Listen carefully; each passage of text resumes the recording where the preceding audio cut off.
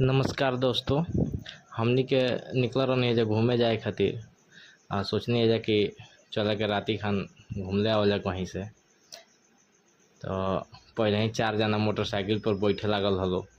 सोचनी है कि तब हम ना जाई तोहरे लो जा लो। तो ई लो बैठ गई हलो, चारों जना पारा पारी बैठे लागल हलो। देखी लो बैठ जाता लो केगा। 4 जना बैठ गए। ओकरे बाद हम सोचनी है कि ठीक बा तब तोहरे लो जा लो, हम ना जाएम। पता ना कौन लोग के शराब दलसिया कि जैसे बैठल हलो वैसे देखी लो ये लोग कैसे गिरता लो।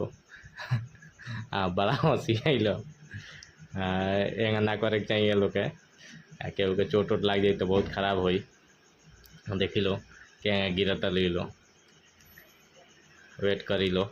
देख ली लो देखते लो ये मोटरसाइकिल चलावे वाला हलो। हम ना गई नहीं तो ठीक भले ना तो हमू गिर रहती।